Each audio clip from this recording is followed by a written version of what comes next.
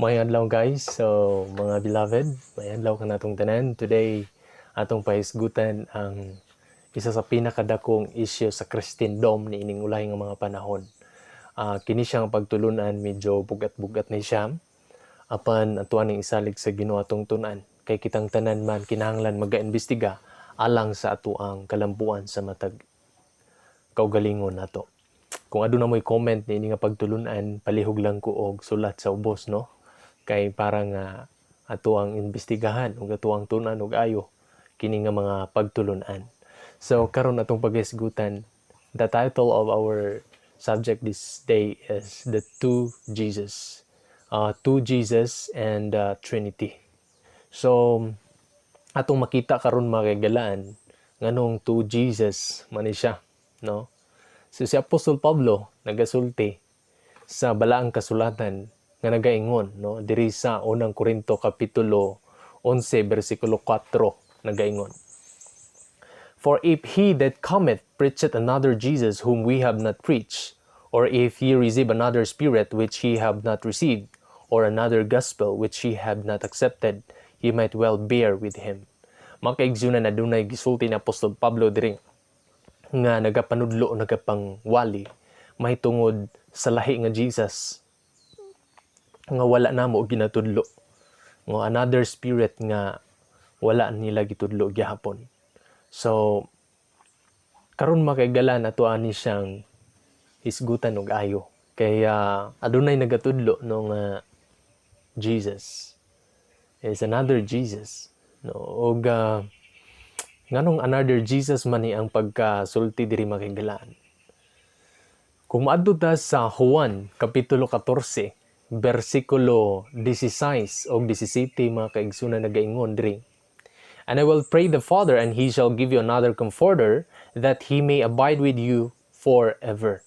So adunay gisgutan diri nga another Comforter, no? Kung sa Griego nga pinulungan alos, no? So ang buot pasabot pwedeng nagsulti sa lahi nga butang apan siya ra gihapon. Adunay gwapo kay aning illustration, another Comforter. Like for example, hatagan ka og cup of, no, usa ka baso nga tubig, and then ningon dayon ang naghatag sa imo nga pagkahuman nimo inom sa imuhang isa ka baso nga tubig, mingon na pug ka nga hatagan ta na pug kag another glass of water. So dili lahi nga paggamit nimo sa another is the same ra gyapon nga glass of water. So mao na, no, sa word nga alos mga kaigsuonan. So kinsa maning another Comforter nga gisgutan diri sa balaang kasulatan, no, mao ni siya ang giingon sa bersikulo 17 nagaingon, "Even the Spirit of truth, whom the world cannot receive, because it seeth him not, neither knoweth him, but ye know him, for he dwelleth with you and shall be in you."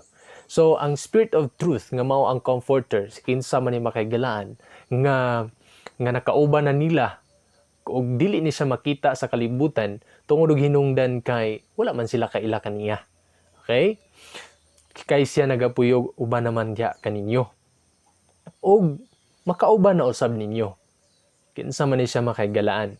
Now sa verse 18 nagaingon, "I will not leave you comfortless, I will come to you." Pag ingon niya another Comforter, pag ingon niya diri sa bersikulo 18 nga dili ko kamo biyaan nga comfortless, no, comfortless o dili mahumpayon nga kahimtang, no, comfortless, "I will come to you."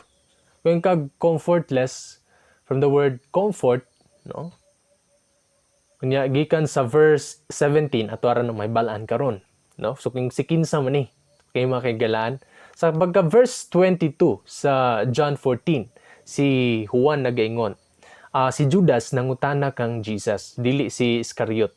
Ningon siya, "How is it that thou wilt manifest thyself unto us and not unto the world?" So si Judas diri kung imong tan-awon, wala siya kasabot, mao nang nangutana siya kang Jesus Christ.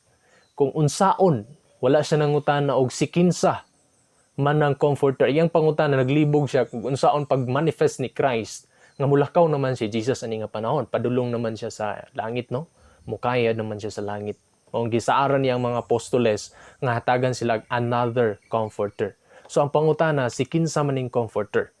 Okay, mauna siya ang pangutana makaigsanan. Kay ang iyang pangutana, how man, dili man si kinsa. No? Kung niingon siya another comforter, dapat ang pangutana ni Judas, who? No? Who is that comforter nga mo ipadala kanamo nga mo padayag sa mo? Iyang pangutana, how? Unsaon man nimo? Okay? So mao ni siya makaigalaan. Mao na ang tubag na aragyapon sa whole context si John 14. Pero dugangan na to sa Espiritu sa tagna sa sulat ni Mrs. Ellen White kung unsa ang balang Espiritu, si kinsa ang balang Espiritu. John 14 verse 6, naging diri, Jesus said unto him, I am the way, the truth, the Spirit of truth. Ang another comforter nga gihatag, the Spirit of truth. Jesus saith unto him, I am the way, the truth, and the life. No man cometh unto the Father but by me. So, siya ang kamatuuran. The Spirit of Truth. Ato anang makita mga support ng mga verse, mga passages from the Spirit of Prophecy, mga kaigsunan. Now, sa another Jesus, mga kaigalaan, nga nagatudlo og another Jesus, another comforter, is si Jesus ug ang Holy Spirit is not equal. Si Jesus, siya ang Son of God, dayon ang Holy Spirit is the another comforter. Pero adunay mga question, mga kaigsunan, niini nga pagtulunan. Kung ang John 14 na ay another comforter, which is the Holy Spirit, so na question, who is the another comforter? Maybe the answer on the context sa John 14 is klaro kay the Spirit, right? Kay mao po na sa John 15, John 16. John 14 verse 17 na siya. So who is the Holy Spirit? So mao na ang pangutana, the Spirit of Truth, sumala sa John 14 verse 17, di ba? The Spirit of Truth. So more specific, who is the Spirit of Truth? John 14 verse 6 and 18. I am the way, the truth. There's a verse 18, the Spirit of Truth. I am the way. So tanaw na to ang mga support kung unsa ka tinuod nga ang komentaryo ni ining John chapter 14 sa whole context. Okay? So ingon pa diri ang komentaryo sa manuscript release, no? Volume 14 verse 179, mga kaigsunan, nagaingon diri. It is not essential for you to know and be able to define just what the Holy Spirit is. Dili na nato i-define. But the question is, this question is for the Trinitarian or for the non-Trinitarian? Who really define the Holy Spirit? The Trinitarian or the non-Trinitarian? No, Christ tells us that the Holy Spirit is the Comforter. So ang Holy Spirit is the Comforter, and the Comforter is the Holy Ghost. The Spirit of Truth, which the Father shall send in my name, I will pray the Father, and he shall give you another Comforter, that he may abide with you forever, even the Spirit of Truth, whom the world cannot receive. No? Quoted from John 14:16-17. This refers to the omnipresence of the Spirit of Christ, called the Comforter. But the question now is, who is the Holy Spirit, right?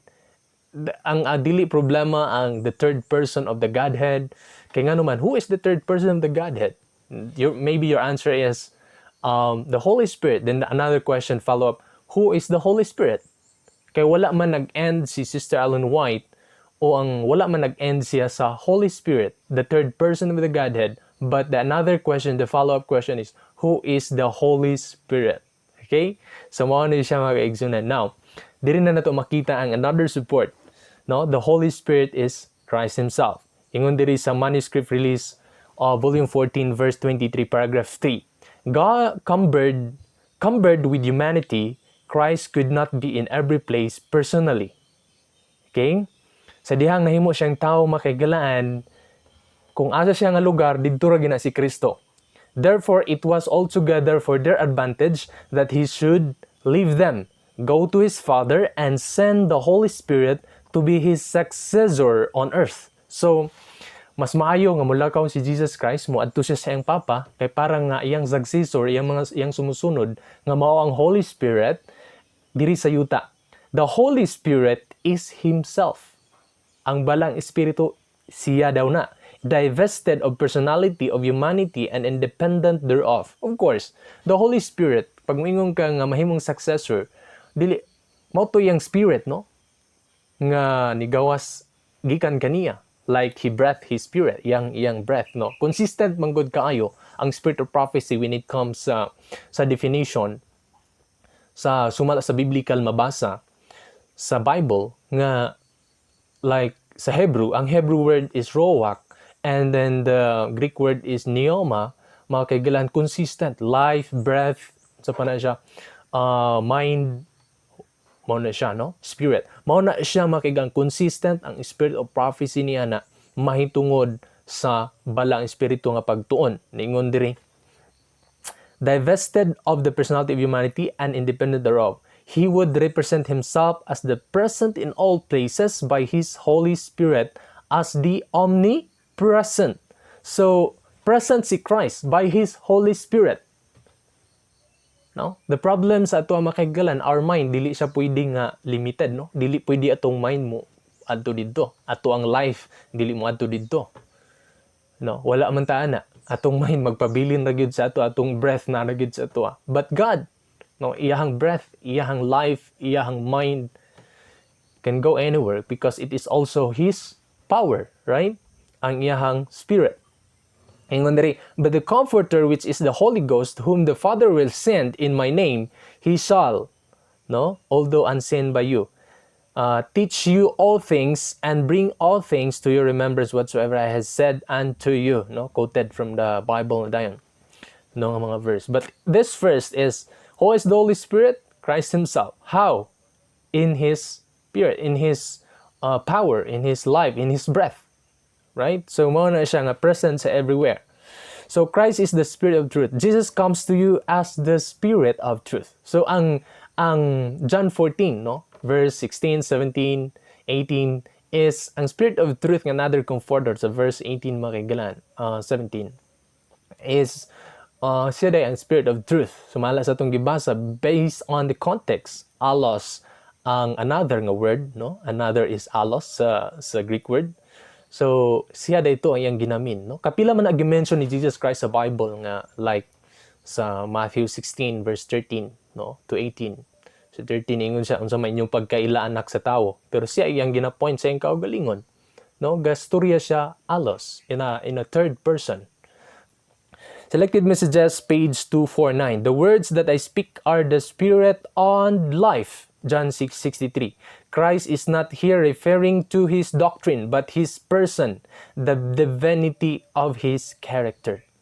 So, his own life, his own iyang character, iyang being God, no, mao na iyang breath, mao na iyang spirit, mao na iyang life. Consistent kaayo ang Bible and the spirit of prophecy. So, ang spirit of prophecy is nagpalig-on sa Bible. Wala siya nagbulag, no? Kaya ang Ruach and Hebrew, no? Wala man siya, dili mao ang kung maingon ka another God siya makaigalaan, dili siya consistent sa Hebrew and the Greek nga transliteration, no? Okay, the Holy Spirit is Jesus Christ. We want the Holy Spirit which is Jesus Christ. So, si Kristo makigala ng atong gikinahanglan nga mao ang Holy Spirit. Holy Spirit equals life of Christ. The influence of the Holy Spirit is the life of Christ in the soul. Is the life of Christ in the soul. So, remember, the Comforter is Christ. There is no Comforter like Christ, so tender and so true. He is touched with the feeling of our infirmities. His Spirit speaks to the heart. Okay? The Comforter is Christ. Christ comes as a comforter to all who believe. He invites you, your confidence. He says, abide in me, surely we may trust in our loving Savior. Kinsa ang comforter? Si Christ. Okay? So, mao na siya ang John 14. John 14, verse 16, 17, and 18. Christ gyapon diri, no? Ingon diri, the work of the Holy Spirit is immeasurably great. It is from this source that the power and efficiency come to the worker for God.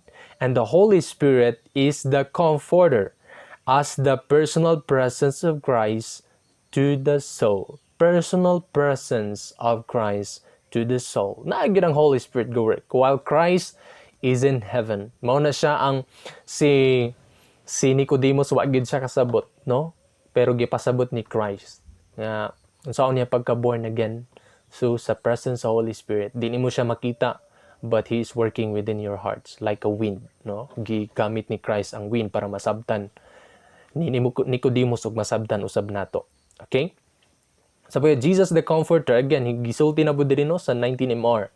So, son and daughters, makita na siya no, sa son of daughters of God, page 124. As by faith we look to Jesus, our faith versus the shadow, and we adore God for His wondrous love in giving Jesus the Comforter. So, giving Jesus the Comforter. Okay? Ingon diri, He gives them His Holy Spirit, the manifestation of His presence and favor. Favor, grace, no? Mao nay nagpakita sa grasya. The presence of the Holy Spirit is the grace of God also in us, working within our hearts to cleanse from all our unrighteousness. Mao na siya ang work sa Holy Spirit, no? So, even the angels, they are also spirit, but their works is different from the Spirit of Christ, right? So, atong padayonon. So, pero kini nga understanding makaigalan si Jesus equals sa Holy Spirit, Son of God, the Comforter, Jesus Christ, Jesus Christ. Kaya walay lain nakauban ng mga apostoles based on the context, kundi si Jesus lang. Ang question pagod ni Judas is referring siya dito sa, ang pangutana pagod is, unsaon nimo? Pagpadayag sa imong kaugalingon nga ni kanamo. Dili siya nangutana si kinsa man ang another comforter. Nga, ningon pagid siya, I will not leave you comfortless. I will come to you. Okay? So, this is the third person of the Godhead of Mrs. Ellen G. White or of the Seventh-day Adventist mga kaigsunan. The prince of the power of evil can only be held in check by the power of God in the third person of the Godhead, the Holy Spirit. So, the third person of the Godhead is the presence of Christ, which is the Holy Spirit. It is not another God, kang God the Father o kang Son Jesus Christ. But it is His power, His life, na Spirit. Ang accusation nga walay Spirit, that is na ay mutotag Spirit, mga kaigalan, but based on the biblical principle and also written sa Spirit of Prophecy. So, kung isgot og third person, ayaw hunaw na ang lahi na siya nga God. Kundi unsay pagsabot sa nagsulat ni ana kung si kinsa ang third person of the Godhead. So, sumala sa atong gipangbasa, ang third person of the Godhead is the presence of Christ, which is the Holy Spirit. Mao ang comforter, mao ang Spirit of truth. Okay? Mao na siya makigalan og hinaut nga sa sunod nga higayon kung aduna may mga questions, just comment below sa ato ang presentation. So, you preach another Jesus nga wala gitudlo sa mga apostoles. Another Jesus, another comforter, no? Walay laing another Jesus, kundi ang another comforter is mo ang presence ni Christ. Okay? So, dili lang taog maayong adlaw kanatong tanan, and God bless, beloved.